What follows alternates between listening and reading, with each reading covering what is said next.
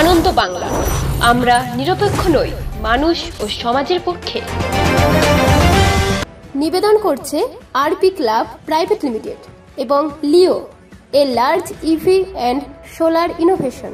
সহ নিবেদক Burdwan Unitech technical institute, যে দেয় চাকরি ও ভবিষ্যতের গ্যারান্টি। অকাল বর্ষণের ফলে আলু চাষিরা ব্যাপক ক্ষতির মুখে।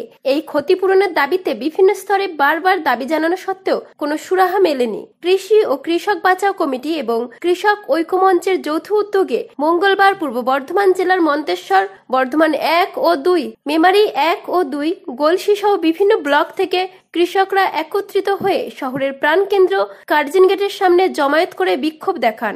এরপর তারা 10 দফা দাবি নিয়ে জেলা শাসককে ডেপুটেশন এবং 8 দফা দাবি নিয়ে বিদ্যুৎ দপ্তরকে ডেপুটেশন দেয়। এদিন বিক্ষোভে অংশ নেওয়া কৃষকরা জানান, রাজ্য ও কেন্দ্র উভয় সরকার চাষিদের দেখুক, না হলে চাষিরা আরো ঋণগ্রস্ত হয়ে পড়বে।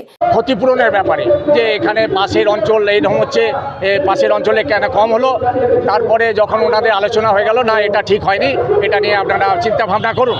তারপরে আমাদের চাষিদের তরফ থেকে বললেন যে আপনারা কে কি বলছেন, আমাদের আলুর ক্ষতিপূরণের ব্যাপারে আমরা আজকে ডেপুটেশন দিচ্ছি না, আমাদের অন্যান্য দাবির জন্য আমরা এসেছি, যেহেতু এটা কেন্দ্রীয় আজকে প্রোগ্রাম, সেই জন্য আমরা আজকে মেমারি থেকে যারা এসেছি তারা এসেছি আমাদের অন্যান্য যে দাবিগুলো আছে সেই দাবির জন্য।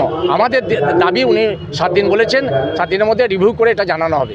আমরা প্রকৃত চাষি হয়ে দেখতে পাচ্ছি আমার বরশুল 1 নম্বর এবং 2 নম্বর দুটো জিপি, তার মধ্যে 2 নম্বর জিপিতে হচ্ছে গিয়ে মেন আলু চাষের এলাকা, কৃষি ক্ষেত্র মেন আলু চাষের ক্ষেত্র হচ্ছে গিয়ে বরশুল 2 নম্বর জিপি। তার সত্ত্বেও আমরা দেখতে পাচ্ছি আমরা বীমা কোম্পানির তরফ থেকে ব্যাপক ক্ষতিগ্রস্ত হওয়ার পরেও আমরা মাত্র 14% ক্ষতিপূরণ পাচ্ছি। সাথে সাথে দেখতে পাচ্ছি বরশুল 1 নম্বর জিপি যেমন বৈকুণ্ঠপুর 1 তারা পেয়েছে 40% বীমার টাকা ক্ষতিপূরণ হিসাবে, এবং নবস্তা 2 তারা পেয়েছে 38% ক্ষতিপূরণের টাকা বীমার। এছাড়া খেতিয়া জিপিতে কোনো রকম আলু চাষ হয় না, কেবলমাত্র ধান চাষের উপর নির্ভরশীল খেতিয়া।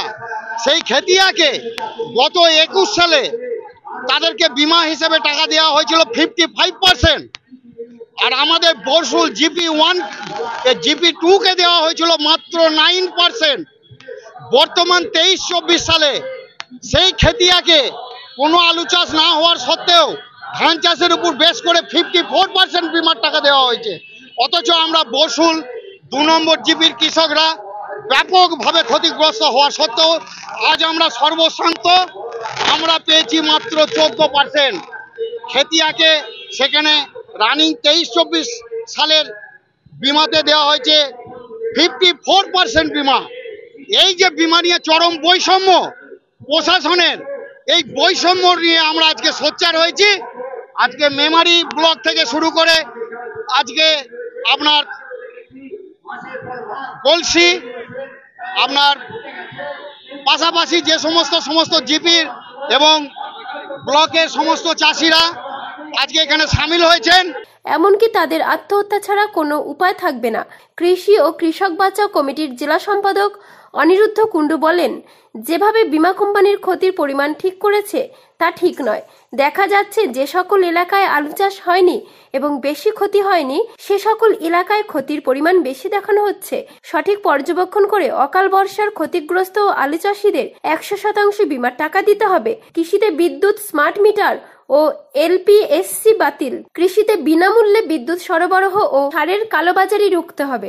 অতি সত্বর তাদের এই দাবিগুলো না মানা হলে তারা নবান্ন অভিযান, এমনকি দিল্লির অভিযানেরও ডাক দেবে। আজকে এখানে আমরা কৃষি ও কৃষক বাঁচাও কমিটি এবং কৃষক ঐক্য মঞ্চের যুক্তভাবে এখানে আমরা কৃষক বিক্ষোভ সমাবেশ করছি এবং মাননীয় জেলা শাসকের কাছে আমরা ডেপুটেশন দেবো। আপনারা জানেন যে গত বছর ডিসেম্বর মাসে পূর্ব বর্ধমান জেলায় যে অকাল বৃষ্টি হয়েছিল, এই অকাল বৃষ্টির ফলে বহু আলু চাষি, ধান চাষির ফসল বহু নষ্ট হয়ে গেছিল, কিন্তু সরকার ক্ষতিপূরণের কথা এখনো ঘোষণা করেনি। সম্প্রতি বীমা কোম্পানি আলু চাষিদের ক্ষেত্রে তারা টাকা দেবে বলে ঘোষণা করেছে, কিন্তু সেই টাকা হচ্ছে যৎসামান্য।